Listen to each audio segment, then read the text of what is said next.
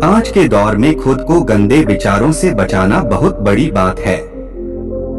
चारों तरफ social media के कारण अश्लील और गंदे विचारों की भरमार पड़ी है।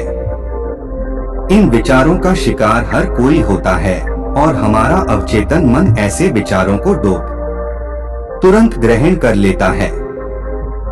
क्या अपने दिमाग को इस अश्लील विचारों से बचाया जा सकता है? इस सवाल का जवाब पाने के लिए आपको एक कहानी सुनाते हैं। तो चलिए कहानी को शुरू करते हैं। बहुत समय पुरानी बात है। स्वर्ग के राजा देवराज इंद्र ने एक बार 3 महर्षियों को अपने धाम में आमंत्रित किया। इनके बारे में कहा जाता था कि यह ऐसे महान संत थे जो तमाम मन के भ्रमों से पूरी तरह मुक्त थे, क्योंकि उन्हें लगा कि यह तपस्वी संत यदि पूर्ण सिद्ध हो गए तो उनका सिंहासन जाना तय है। अब इंद्र देवता तो इंद्र देवता ठहरे, फिर उन्होंने स्वर्ग की सबसे खूबसूरत अप्सरा उर्वशी के साथ मिलकर राशियों को माया के वशीभूत करने की योजना बनाई। इन महर्षियों को स्वर्ग बुलाया गया। ऋषि स्वर्ग पहुँचे, फिर देवराज इंद्र ने उनकी खूब आवभगत की, उन्हें आदर पूर्वक बैठाया। फिर इंद्र की सभा में अप्सराओं का नृत्य प्रारंभ हुआ। आप सुनाओ का यह नृत्य इतना मनमोहक था कि देवराज इंद्र भी मोहित हो रहे थे, क्योंकि अप्सराएं आज कुछ अलग ही रंग में थी। अप्सरों ने सुंदरता की सारी सीमाएं लांघ दी थी। समय निकलता गया और बाकी अप्सराएं नृत्य के मंच से अलग होती गई। अब मंच पर सिर्फ और सिर्फ उर्वशी ही नाच रही थी। उर्वशी ने अपने सौंदर्य का जाल फैलाना शुरू किया। वह एक एक करके अपने वस्त्र निकालती जा रही थी। तभी एक आर्षी विचलित होकर बोले, कृपया यह सब बंद कर दें, यह अश्लीलता है। दूसरे ऋषि ने कहा, आप यह क्या कर रहे हैं? नृत्य बंद नहीं होगा। उर्वशी जो कर रही है उसे करने दें। आपको यदि कोई समस्या है तो आप अपनी आंखें बंद कर ले। फिर उस रस्सी ने आंखें बंद कर ली, लेकिन बंद आंखों में भी उन्हें उर्वशी ही उर्वशी दिखाई दे रही थी। जो उर्वशी उन्हें बंद आंखों से दिखाई दे रही थी वो और ज्यादा खूबसूरत थी। इस उर्वशी के तन पर एक भी कपड़ा दिखाई नहीं देता था। ऋषि बहुत दुविधा में फंसे। उन्होंने सोचा कि यह क्या हो रहा है। बंद आंखों से दिखने वाली उर्वशी तो निर्वस्त्र है, इससे कम सुंदरता तो बाहर वाली उर्वशी है। इधर बाहर वाली उर्वशी भी सारी सीमाएं लांघ रही थी। उर्वशी ने अब अपने प्रदर्शन की पराकाष्ठा प्रदर्शित की।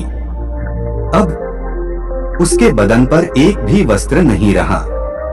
इससे दूसरे राशि भी विचलित हो गए और कहने लगे, ये तो पराकाष्ठा है, मैं इसे सहन नहीं कर सकता, यह सब बंद किया जाए।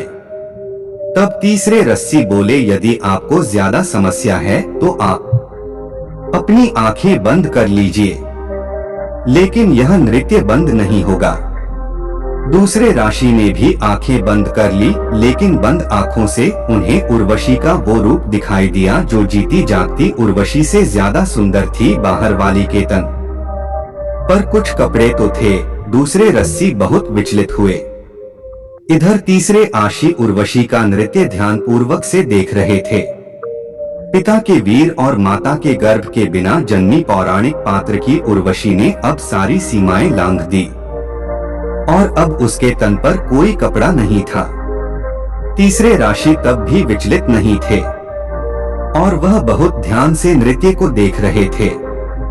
अब उर्वशी अचंभित थी कि आखिर इस अवस्था में मुझे नाचते हुए देखने के बावजूद भी तीसरे रस्सी विचलित क्यों नहीं है? रस्सी बड़े ध्यान से देख रहे थे। उनके मन में ख्याल था कि शायद और कुछ भी होगा जो उर्वशी उतारेगी। शायद उर्वशी अपनी चमड़ी उतारेगी। मैं देखूं तो सही, आखिर इस चमड़ी के अंदर और क्या है? उर्वशी के पास अब उतारने के लिए कुछ भी नहीं था। वह हैरत में थी कि इस अवस्था में भी वह रस्सी को विचलित नहीं कर पाई, कि दुनिया में पहला ऐसा व्यक्ति देखा जो इस अवस्था में देखकर भी शांत और सहज है। वह राशि के सामने नतमस्तक हो गई। गंदगी दृश्य में नहीं होती है, बल्कि हमारी आंखों के पीछे मौजूद हमारी अंतर्दृष्टि में होती है।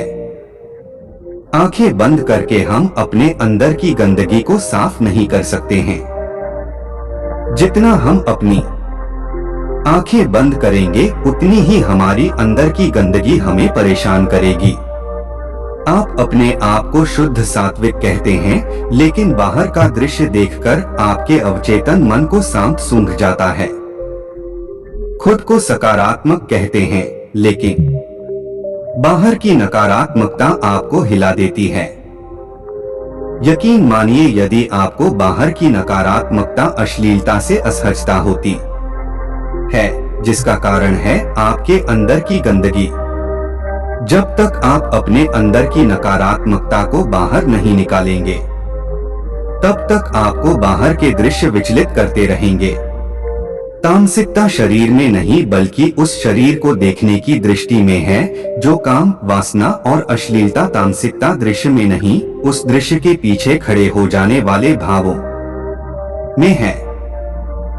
इसलिए अपने चश्मे को बदल लिए दृश्य अपने आप ही बदल जाएंगे। अपनी दृष्टि को बदल लिए एक भी अश्लील विचार नजर नहीं आएगा। ठीक उस तीसरे ऋषि के लिए सब कुछ सत्य था, इसलिए वह विचलित नहीं हुए जो डगमगा गए। वह ऋषि अब भी इस विशाल संसार में भटक रहे हैं। दोस्तों, आपको ये कहानी कैसी लगी? हमें नीचे कमेंट बॉक्स में कमेंट करके जरूर बताएं। सुनते रहिए। धन्यवाद।